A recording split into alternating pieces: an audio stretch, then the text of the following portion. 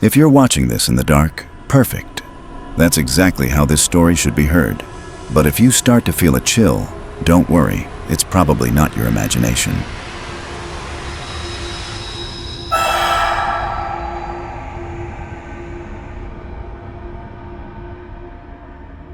The man under my parents' bed. When I was 22, I started renting the downstairs apartment in my parents' house, partly to save money and partly for a little more privacy. Even though my parents were away a fair amount, it still felt like I had no privacy and couldn't even have friends or girls over in peace. The downstairs apartment was separated by a lockable door in the stairway, with an open layout where the mini kitchen was part of the living room. Down the hall were my bedroom, bathroom, and laundry room, and there was a side entrance through the living room. This happened on a weekend when my parents were away, so I could be as loud as I wanted. I had my friends Anthony and Jay over just to hang out, have a few drinks, and watch the hockey game on the couch. Since my parents weren't home, we blasted music while we chilled. I wouldn't say I got drunk, but I definitely had a buzz going by the end of the game. I kept the door between my apartment and the upstairs unlocked when my parents were gone, since I didn't have to worry about them coming down, and I stored the drinks in the upstairs fridge because it was bigger and worked better. Since my friends drove and had been drinking, they decided to crash at my place for the night. The couch down there was huge. It could easily sleep 3 people if you laid the right way. After a long night of drinking, I said goodnight and went to my room to sleep. A few hours later, I woke up in the middle of the night or early morning. What woke me was the sound of footsteps upstairs, someone walking around. I assumed it was Anthony or Jay getting water from my parents' fridge, so I didn't think much of it. I closed my eyes again, but a few minutes later, I heard the sound of my bedroom doorknob turning. Someone tried to open it, but it was locked. I always lock my bedroom door out of habit. I wondered why either of them would try to come in, but I was too tired to care, so I just stayed quiet and pretended to be asleep. It worked. I drifted off again. When I woke up in the morning, Anthony was gone, but Jay was still asleep on the couch. When he heard me open the fridge, he started moving and rubbing his eyes. I asked if he'd tried to come into my room last night, and he said no. He didn't think so, but he wasn't sure because he'd been pretty drunk. We went to a nearby deli for bacon, egg, and cheese sandwiches and coffee, ate them in my backyard, and then he left. I didn't ask Anthony about it. Honestly, I didn't care that much. It didn't seem like a big deal. I spent most of Saturday out with other friends and got home late that night. I wasn't really drunk because I'd sobered up, but I was exhausted, so I had a snack, washed up, and went to bed. Well, I crawled into bed and watched TV for about an hour before turning it off. Right after that, I heard it again. Creaks and thumps from above, almost like footsteps coming from the kitchen upstairs, just like the night before. I focused and listened, but the sound stopped. My heart started beating faster, a nervous feeling settling in my gut as I waited for it to start again. After a few minutes, I lay back down, convincing myself it was just the house settling and my paranoid thoughts making it sound worse than it really was. I couldn't have been more wrong. I should have trusted my initial feeling. When I heard the doorknob to my bedroom move again, I shot up so fast you'd think I was about to get hit by a bus. The knob only turned for a couple of seconds, just like the night before. But this time there was also a light knock, followed by the sound of the handle moving again. I didn't say a word. I reached for my phone on the bed and started texting my family along with Anthony and Jay. I knew the chances of it being one of them were close to 0. But deep down, I hoped one of them would somehow respond and say, "Yeah, it's me." My parents didn't answer. They must have been asleep, and they weren't supposed to be back until Monday. There was no way I was going to call out and ask who was there. I quietly got out of bed and hid behind the dresser, clutching a blunt object just in case whoever was outside decided to kick down the door and rush in. I'm not exaggerating when I say I stayed frozen in that spot for 10 minutes, barely breathing, but there were no more knocks. Finally, I called 911, whispering as softly as I could while still being audible. I stayed on the line with the operator until the police arrived. Since I didn't feel safe leaving the room, I asked the operator to tell the officers to meet me at my bedroom window. When one of them tapped on the glass, I went over and opened it. Thank God I was on the first floor. I handed him the key to the side door, and moments later I heard the sound of my apartment door opening. Only then did I leave my room and was met by 2 officers. I turned on all the lights.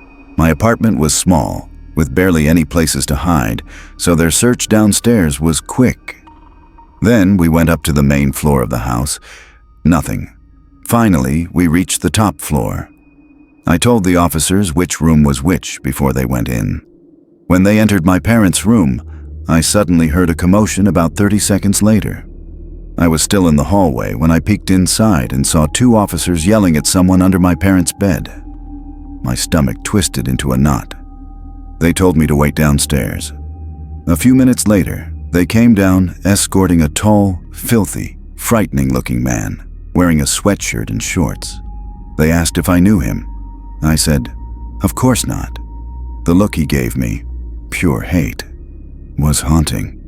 He looked like he could have been homeless, insane, or both. Once they took him out of the house, I felt an enormous wave of relief.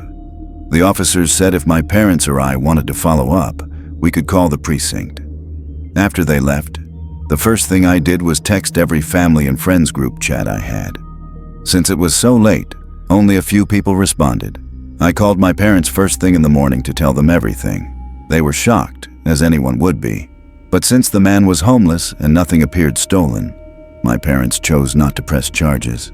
I keep thinking maybe I left the front door unlocked that night when Jay and Anthony came over, and he simply walked in while we were blasting music. Or, and this thought chills me more, maybe he had been in the house much longer than we ever realized. The scratching at the cabin. I've always loved the quiet. I moved up to a little cabin in rural upstate New York about 5 years ago, away from the chaos of the city. The place is big and secluded, surrounded by woods that stretch far beyond my property. The nearest neighbor is miles away, and the only sounds you ever hear are the wind in the trees and the occasional bird in the distance. It's peaceful, and that's exactly how I like it. Fishing is my thing. I spend most of my time on the lake that sits just behind my house. It's the perfect place to escape from everything. I don't mind being alone. Hell, I enjoy it. The cabin has a huge deck overlooking the woods, and I often sit out there with a cold beer in my hand, watching the sun dip behind the trees and listening to the night sounds of the forest. It's always been peaceful, until recently. It started about 2 weeks ago.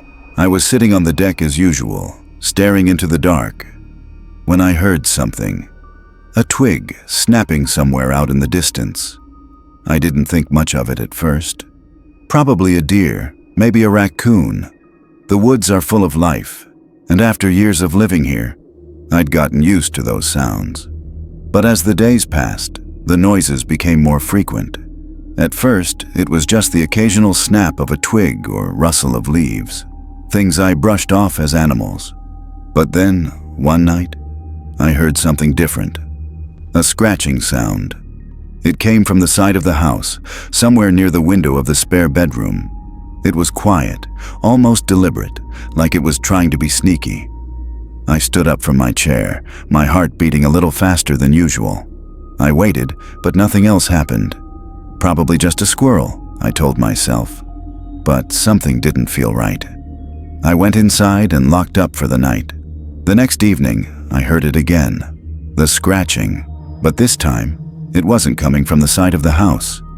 It was closer, right outside the spare bedroom window. I froze, listening, my nerves starting to fray. I couldn't explain it, but something about it felt wrong. I walked to the window and slowly pulled back the curtain. The moonlight cast long shadows across the yard, illuminating the trees in silver light. The wind was still. Everything looked normal. No animal, no person, nothing. I told myself I was being paranoid. Maybe it was a branch brushing against the glass, or the wind playing tricks on me. I convinced myself it was nothing and went to bed. The next night, the sound returned. But it wasn't just scratching anymore. It was tapping, light and deliberate, like someone gently rapping their fingers on the window, trying to get my attention. My heart skipped a beat.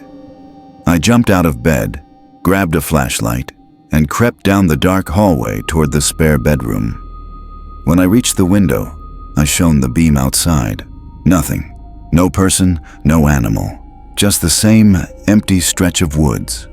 But I couldn't shake the feeling that I wasn't alone. The air felt different, thick, heavy, charged. I went back to bed but couldn't sleep. Every sound in the house felt amplified. Every creak of the floorboards made me think someone was moving around inside. I stayed awake for hours, listening until exhaustion finally pulled me under. The nights went on, and the sounds didn't stop. Every night I'd hear them.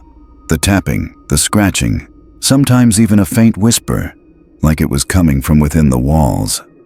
I tried to ignore it, but it was getting harder. One night, I decided enough was enough. Maybe it was just an animal, I told myself. Maybe some raccoon or stray had gotten in somewhere.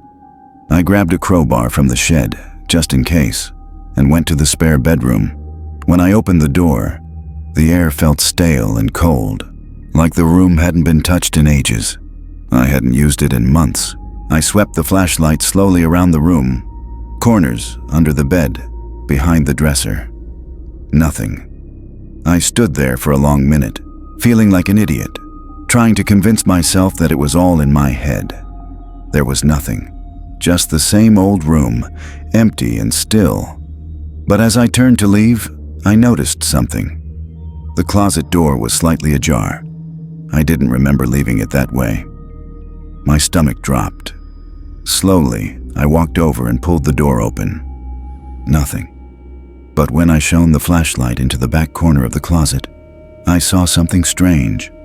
A small piece of dark, torn cloth caught on the edge of the wall, almost like a fragment of clothing. My breath caught in my throat. My thoughts scattered. Was someone here? Had someone been inside my room? I backed out, heart pounding, slammed the door shut, and bolted it. I couldn't stay in that house another second. I stepped outside, hoping the cold night air would calm me down. But the darkness of the woods felt like it was closing in. Maybe it was just my nerves. Maybe the isolation was finally getting to me. That night, I slept on the couch with a baseball bat within reach. I didn't hear anything. No scratching, no tapping, just silence. Too much silence. The next night, I decided to face it. I wasn't going to let whatever this was drive me out of my own house. I went to bed, forcing myself to stay calm, and just as I was about to drift off, I heard it again. The faint, deliberate tap, tap, tap against the window. My heart jumped. I shot up, grabbed my flashlight, and ran toward the spare bedroom, not caring how loud my footsteps were. When I yanked the curtain aside, I froze. There, beyond the glass, barely visible in the dim moonlight, was a shadow. Someone standing outside, motionless. My blood ran cold. I spun around, panic rising, my thoughts spinning out of control. Who was that? What were they doing here? There was no denying it now. Someone had been outside my house, watching me. My hands shook as I fumbled for the phone. I dialed 911, my voice breaking as I tried to explain. "Someone's outside my house," I said. "I think they're still here." The operator told me help was on the way. I hung up, looked around the room, and knew I couldn't stay. I reached for my jacket, and then I heard it. A slow creak from the hallway. Someone was inside the house. I didn't think. I bolted. I tore through the back door and sprinted into the woods, branches slapping against my face, lungs burning, legs shaking, not daring to look back. When I finally reached the edge of my property, I saw the flashing red and blue lights of the police cars in the distance. I stopped, gasping for breath, and hid behind a tree, watching as the officers arrived, guns drawn, storming the cabin. But I couldn't go back. I didn't want to know what they'd find. Whatever, or whoever, had been in that house wasn't gone. I called the police later to tell them I was safe so they wouldn't start a search for me, but I haven't returned since. The cabin still sits there, deep in the woods, quiet and alone. But it's not home anymore. Every time I close my eyes, I hear that sound, the soft, patient tapping on the glass. I don't know who was in my house or what they wanted, but I know one thing for sure. They were waiting for me, and they're still out there. The Whistler. My name is Evan. I'm 28 years old. After my divorce, I moved to a small town named Chatham in Alabama. Apart from my parents' house, I didn't really have anywhere else to go, so I came to live in my grandfather's old house. He passed away a few years ago and left the place to us. It's about 10 minutes outside of town, sitting on 10 acres surrounded by woods. It's real quiet out there. I thought I'd enjoy that. The house is old, with wood floors that creak and doors that stick, the kind of place that always feels a little cold, no matter how high you set the thermostat. But it was free, and I didn't have a better option. The first few nights were normal. I unpacked, cleaned, and spent my evenings sitting on the porch with a beer. It was peaceful. No traffic, just the wind through the trees and the occasional owl. But then, the noises started. The first time I heard it was on the 7th night. I had just gotten into bed around midnight. I was almost asleep when I heard whistling outside. It wasn't a song I recognized, just a slow, broken tune, off-key. It sounded like someone walking through the woods behind the house, whistling as they went. It creeped me out, but I figured it was some hunter or drunk neighbor. The next night, it happened again. Same time, same tune, but this time it sounded closer. I got out of bed and turned on the porch light, but I didn't see anyone. I went outside with a flashlight and checked around the yard. Nothing. No tracks, no sounds of someone running off, just the whistling fading deeper into the woods. I tried to ignore it. For a couple of nights, I stayed in bed and tried to sleep through it, but every time, the whistling would start around 1:17 a.m. I know that sounds like a random time, but I swear it was always right around there. 1:15, 1:19, like clockwork. I started thinking maybe someone was messing with me on purpose, someone who knew I was out there alone. A few days later, I called the sheriff's office. An old deputy, who I'll call Deputy H, came out. He'd been on the job a long time. When I told him what was happening, he got real quiet. Then he said, word for word, "Your granddaddy used to call us about the same thing. Said someone was whistling around the property late at night, always in the spring. We never found anything. I figured he was just getting old. But now you're hearing it too." That shook me. I had no idea my grandfather had dealt with this. Deputy H told me to keep the doors locked and stay inside after dark. I started doing that. Not like I wasn't already, double-checking every window. One night, I even put chairs under the doorknobs, but the whistling kept coming, closer every night. One night I heard it behind the shed, louder than usual, like the person was standing right outside. I grabbed my flashlight and looked through the blinds. I didn't see anyone, but I didn't dare go outside. The next night I heard it from the front porch, right by the door. 3 long whistles, then silence. The night after that, it came from under the floorboards. I swear to God, it was like someone was in the crawl space, whistling up through the vents. I didn't sleep at all that night. The next day, I started digging through the attic, trying to find anything my grandfather left behind. I found a box of his journals. He'd written about the whistling. Said it happened every spring for over 10 years. He didn't know who it was, but he thought someone was watching the house. He said he used to sit up with a rifle by the front door, just in case, and that it only ever happened when he lived alone, after my grandmother died.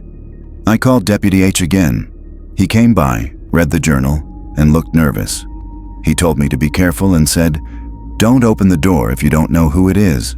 That night, I stayed up, sitting on the couch with a shotgun across my lap. A shotgun I barely knew how to load. I waited. At 1:17 a.m., the whistling started again. But this time, it didn't come from outside.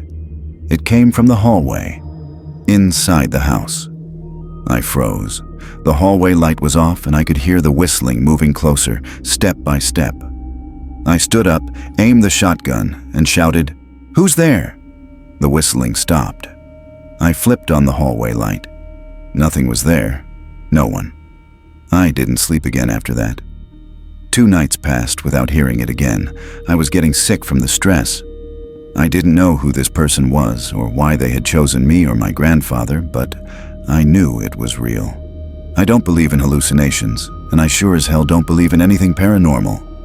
This was a real person. After that night, things were quiet for 2 days. No sounds, no movement, no sign of anything. I thought maybe it was finally over. On the 3rd night, I went to bed just after midnight. I didn't stay up this time, but I left the hallway light on, just in case. At exactly 1:17 a.m., I woke up to a new sound, not whistling this time, but knocking. Slow, spaced-out knocks, 3 of them, coming from inside the house, from the back door. Then silence. I didn't move. I just stayed in bed, listening. A minute later, I heard another sound, a creak from a floorboard in the hallway, then another. Someone was walking. Then the hallway light went out. I grabbed my shotgun, heart pounding, and stepped out of the bedroom. The hallway was dark, but at the far end, I saw something. A person wearing black clothes, their face pale, standing perfectly still, just watching me. I raised the shotgun, my hands shaking. I tried to speak, but my mouth was dry. My voice cracked as I shouted, "Don't move!" The figure in the dark slowly lifted a leg, turning as if to run. I screamed, "Stop!" And at that moment, they darted out of the hallway, out of sight. I heard their heavy footsteps pounding across the floor and out the front door into the dark. I ran outside and fired a shot. Not into the air, but straight ahead into the darkness, half hoping I'd hit him. I screamed, "Don't come back!" The shot rang in my ears, echoing off the house and the deck.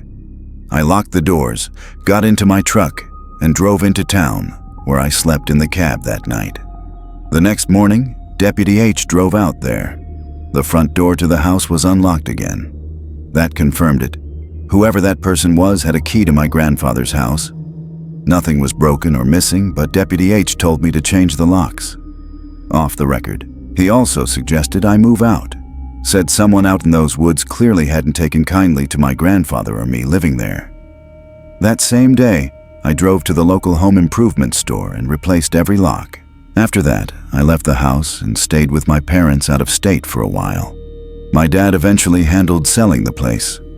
We took out everything of sentimental value and left the rest behind. My father didn't tell the buyers about the stalker who'd been haunting that house for decades, apparently. How they got a key, who they were, why my grandfather never said anything. I'll never know. It all still disturbs me deeply. I think it was some deranged creep living nearby, watching us for years. I eventually moved to a more urban area. That experience left me too unsettled to ever live in a remote place again. The night my uncle tried to break in. This happened when I was about 15, back in 2008. My parents had gone out to the casino for the night, leaving me and my dog, Abby, home alone. It was around 11 at night, and I was sitting in my room messaging friends on Instant Messenger and watching YouTube videos. Everything was normal, until Abby started barking in the living room. At first, I thought maybe my parents had come home early, so I waited, expecting to hear the door open. But after a minute of non-stop barking and no other sound, I got up to check. Abby was standing in front of the windows that looked out onto our driveway, barking furiously. I couldn't see much outside. The lights were off, and it was pitch black. I pressed my face closer to the glass, but only saw one car in the driveway. Ours. My parents weren't home yet. I figured Abby must have heard something outside, maybe a neighbor's car door slamming or someone driving by. We lived on a main road, so noise was pretty common, even late at night. I went back to my computer, But over the next few minutes, the noises around the house continued. Abby would stop barking, then suddenly start again, running between the windows and the hallway. I was about to get up to calm her down when I heard it, a faint rustling or knock coming from the living room door. My stomach tightened. I stood up slowly and walked toward the sound, trying to be quiet. When I reached the windows, I looked out again. Nothing. Just the dark, empty driveway. I was too scared to check the peephole. I didn't want to see some face staring back at me. I double-checked the locks and turned to go back to my room, when knocking started again, this time from the side door. My heart leapt. I froze, my thoughts racing. Could it be my parents? Maybe they forgot their keys. But then I heard something else. The unmistakable sound of the basement doorknob being jiggled. Our basement entrance was hidden, tucked under the deck in the backyard. To even find it, someone would have to know it existed or go looking for it on purpose.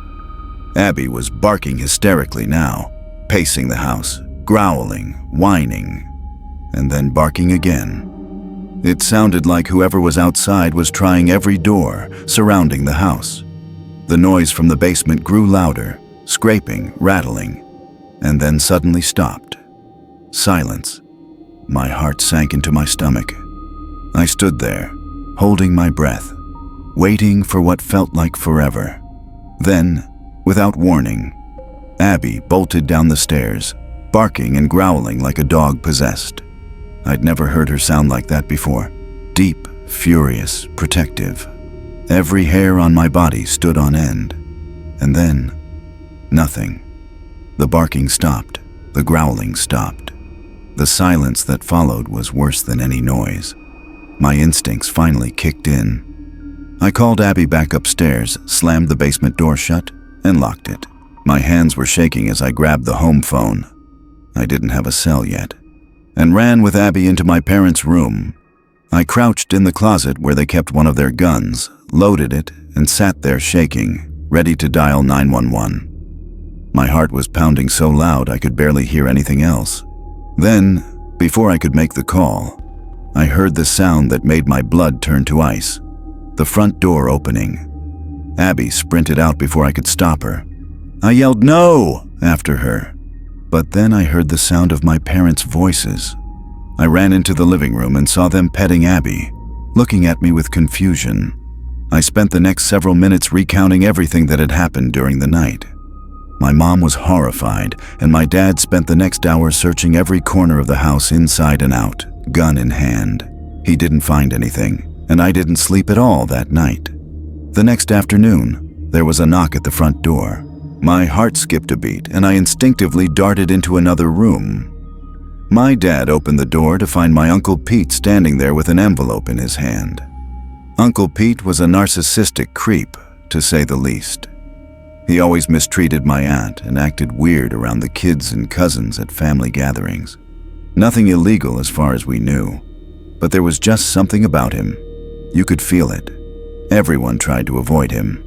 Growing up, I always felt anxious whenever he talked to me. I can't recall anything specific he ever said, but his overall presence was unsettling. Even adults who spent too much time around him said he made them uncomfortable. I played softball, and his daughter, my cousin Kate, played in a league a few years below mine. I loved Kate and always felt bad for her, having such a creepy dad, so I'd often give her tips or help her team with pitching and fielding practice. My mom and I eavesdropped from another room and overheard Uncle Pete say something like, "I tried to stop by last night to drop it off, but no one was home, I guess." I couldn't make out much else, but moments later I heard my dad slam the door shut. My mom and I peeked out and asked what happened. My dad's face was trembling with anger as he said, Uncle Pete had been the one stomping around the house last night, trying to get inside. He handed me the envelope, and when I opened it, I found a card with a gift card inside, thanking me for helping his daughter with softball lessons. A night of panic and terror, all at the hands of my creepy uncle. My dad had threatened him during the conversation at the door, and after that, we never really saw him again. When I think back on it now, I'm at least glad I found out who was behind the incident. Otherwise, I might have spent years wondering if it had been burglars, a ghost, or something else. I'm thankful Abby was there to protect me. She must have scared him off when he tried to get in through the basement. But even now, I'm still left with so many questions. What the hell was he thinking? Why did he need to drop that card off so late at night? Why didn't he realize we weren't home when no one answered the door? Why didn't he just call? And worst of all, what would have happened if he had actually gotten inside? The men in black hoodies. I'm 16 now and live in the city, but I spent the first 8 years of my life in the countryside. For some people that might sound strange, but back then I was allowed to walk around the small village without being supervised by my parents. The whole place wasn't very big, maybe 90 people total, and everyone knew everyone. My friends and I even memorized which cars belonged to whom. It was a hot summer day, and my friend Julian and I were dying for some Coca-Cola. Back then, soda was really cheap at the little village market, but we still needed a few more coins to afford 2 cans. Luckily, an old woman called to us from her house. She said she was going to make mint tea for everyone since her birthday was coming up, but she'd run out of mint plants. She offered to buy us as much soda as we wanted if we could fill 2 plastic bags with mint leaves. Julian and I thought it was a perfect deal, and I didn't want to ask my parents for money anyway. So later that day, we set off. The sun was frying our heads, and our shirts were soaked in sweat as we dug around, searching for mint. But no matter how long we looked, we barely managed to fill half of the first bag. Both of us were frustrated. There was no way we'd finish before sunset. Still, we kept walking, hoping we'd stumble upon a patch full of mint by some miracle. Then, out of nowhere, 2 tall guys approached us. And when I say tall, I mean tall to us. Probably about 5'7", but to our 7-year-old eyes, they looked like giants. What stood out most was their clothes. Both of them were dressed head to toe in black, with oversized hoodies and tight pants. They didn't look older than 17, but it was hard to make out their faces clearly. They spoke to us in oddly gentle, almost childish voices, carefully choosing their words. "Are you kids both alone?" one of them asked. Julian glanced at me, looking uneasy, and made a hand gesture that probably meant we should leave. But I wasn't great at reading body language back then, so I didn't catch on. Instead, I smiled and said cheerfully, "Yeah, we're looking for some mint plants. Do you know where we could find a bunch? We've been searching forever and we're really tired." I remember one of them smirking when I said that. Then he crouched down next to me and patted my head. Julian immediately stepped closer, grabbing my arm and pulling me slightly back. His face turned serious, almost panicked, and he asked, "Who are your parents?" Where I came from. That question wasn't weird. It was how people identified families since there were so few of us. You'd give your last name, and that was enough to place your entire lineage. Julian was born in that village, so he knew everyone, and I think that's what scared him. He didn't recognize them. 2 strangers, dressed in black, talking to little kids with no adults around, and one of them touching me. It set off every alarm in his head. Just like he feared, they dodged the question and instead focused on me. One of them said, "Actually, we've seen a big field of mint. You see that hill over there? That's where we came from. If you want, we can take you there and help fill those bags. Maybe even more." Of course, we knew that hill. Julian and I, along with the other kids, used to play hide and seek in that forest at night, and it was so much fun I can't even describe it. But not once had I ever seen any kind of mint field there. The only things that grew on that hill were corn, grapes, and a few watermelons. Still, I was a naive kid, and all those red flags meant nothing to me. I nodded eagerly and tugged on Julian's arm, urging him to come along. The 2 guys seemed satisfied and started leading the way. We kept walking farther and farther from the village, and I could feel Julian's hand trembling in mine.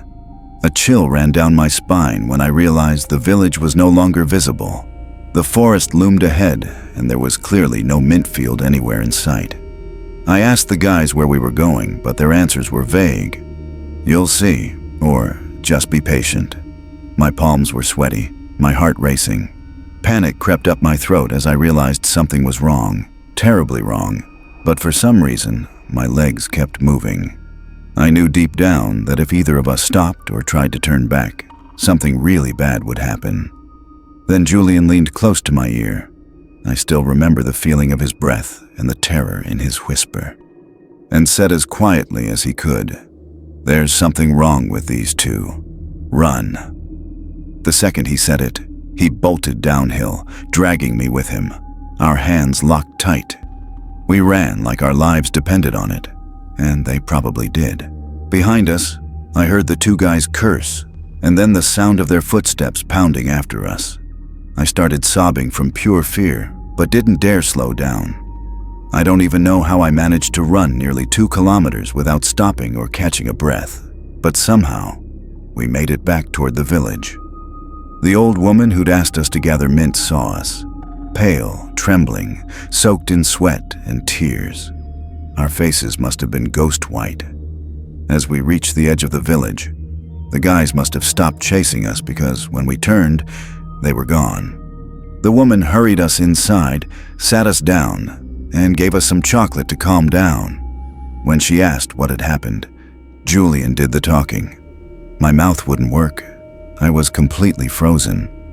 As soon as he finished explaining, she looked horrified and scolded us for being so foolish.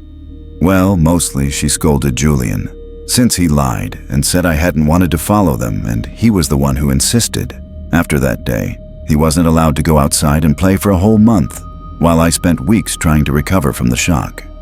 We never found out who those guys were or what they wanted from us. Looking back now, years later, I can probably guess. And that thought makes my stomach turn.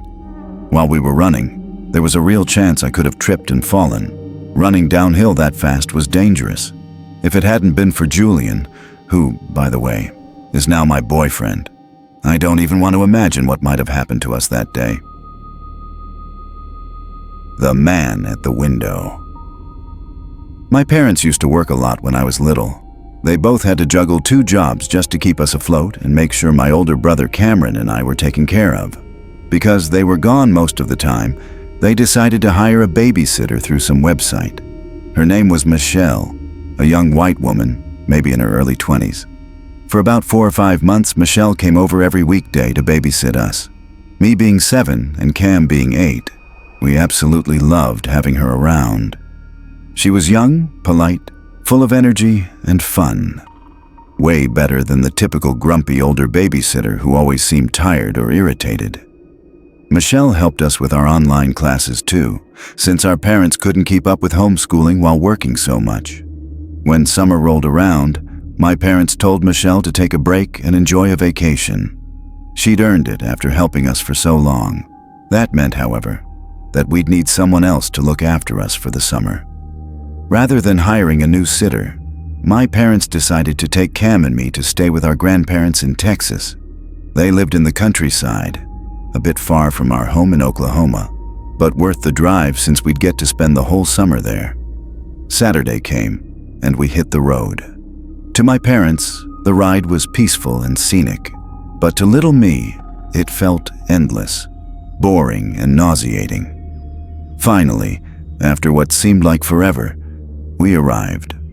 My grandparents' house was a medium-sized cabin-style home in the middle of a big open field, surrounded by woods.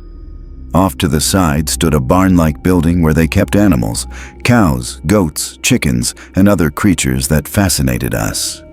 We greeted Grandma and Grandpa with hugs, and Grandpa immediately offered to take Cam and me on a tour of the place. My parents stayed inside chatting with Grandma while she cooked dinner. That evening was perfect. We caught up with them, ate a warm meal, and played with their friendly dog, Cora. When it was bedtime, Cam and I shared a cozy room with a bunk bed and a small TV. The next room over was where our parents slept. They were exhausted from the long drive and fell asleep almost instantly, since they had to leave early the next morning for work. Cam and I stayed up for a while, watching cartoons until our eyes got heavy. At some point, I drifted off with the TV still on. Around 2 a.m., I woke up to a sound, heavy footsteps right outside my window. My heart started pounding. The blinds were closed, so I couldn't see out, but I could hear every step.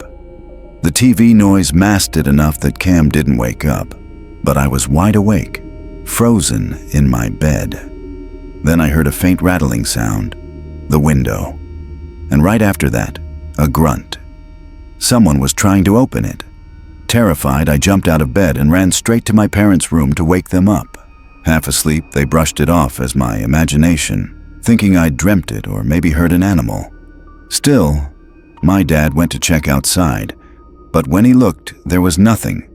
No one, no prints, no sign of movement. They told me to go back to sleep, so I did, though it took a long time before I actually drifted off again. When morning came, the house was filled with the smell of my grandma's cooking.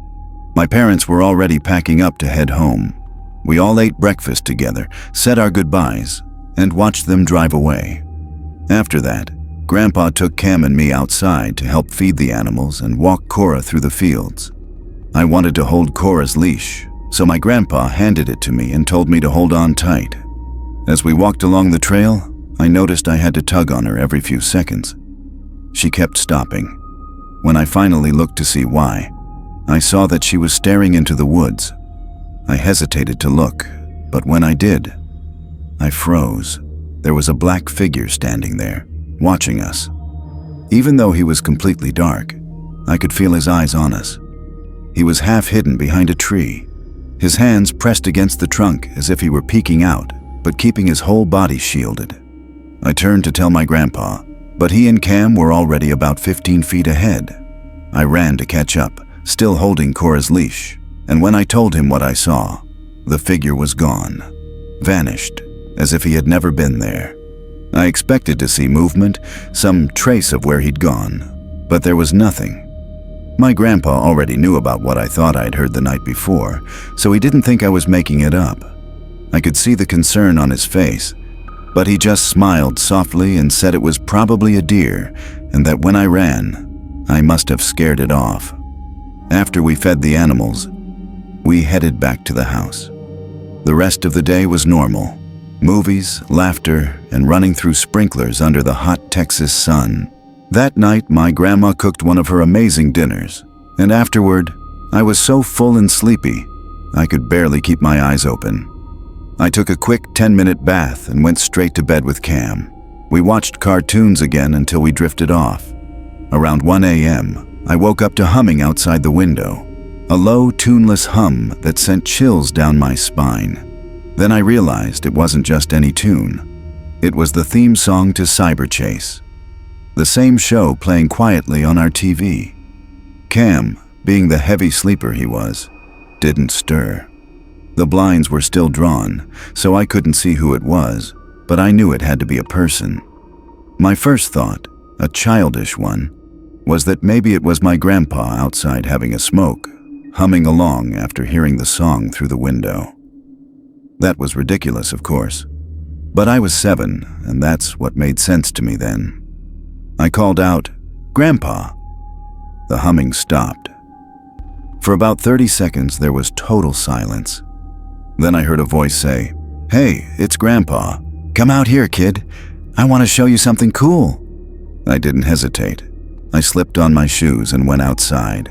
The air was warm and still, the night sky filled with stars.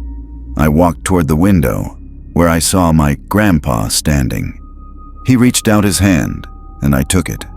Without saying a word, he started leading me toward the barn. I asked softly where we were going, but he didn't answer. That's when I started to feel something wasn't right. Why would my grandpa be outside at 1 in the morning, trying to show me something? Why was he wearing a hooded sweater? And then I looked down at his hand, the hand holding mine, and realized it wasn't my grandpa's hand at all. It was younger, smoother, stronger. My heart started pounding. I tried to pull away, but his grip only tightened. I didn't want to let him know that I knew something was wrong, so I stayed quiet, even though my stomach was twisting with fear. Then I noticed something else, a long handle sticking out from the back of his pants. That's when my blood ran cold. Suddenly, I heard my grandpa's real voice calling from the house. I didn't respond, but the man turned his head toward the sound. In that moment, I yanked my hand free and stumbled backward. He stood still for a second, then suddenly bolted toward the woods. I screamed and ran as fast as I could toward the house. My grandpa met me at the door, wrapping his arms around me as my grandma stood by the phone, talking to the police. Within minutes, officers arrived and began searching the area. They found the man hiding in a ditch not far from the property. Inside that ditch, they discovered tools he'd stolen from the barn, and an axe tucked into the back of his pants. The lock on my grandpa's shed had been broken clean off, leaving it wide open. After questioning, the man turned out to be Michelle's ex-boyfriend. I'll call him Dave. He admitted to stalking our family and said he'd planned to take me that night. He told the police that he knew Michelle cared deeply about me and that if he'd threatened me, he could make her do whatever he wanted. He claimed he didn't intend to hurt me, that he only wanted to use me to manipulate her into getting back together with him, to start over and live happily ever after. After that horrifying discovery, my parents came to pick Cam and me up a week later. They started looking for better jobs so they could be home more often, and they immediately let Michelle go, which I completely understood. I'm still so grateful the police station wasn't far from my grandparents' house, and even more thankful my grandpa had woken up that night to use the bathroom. It's been 20 years since that summer, but I still get chills thinking about what could have happened to me if he hadn't.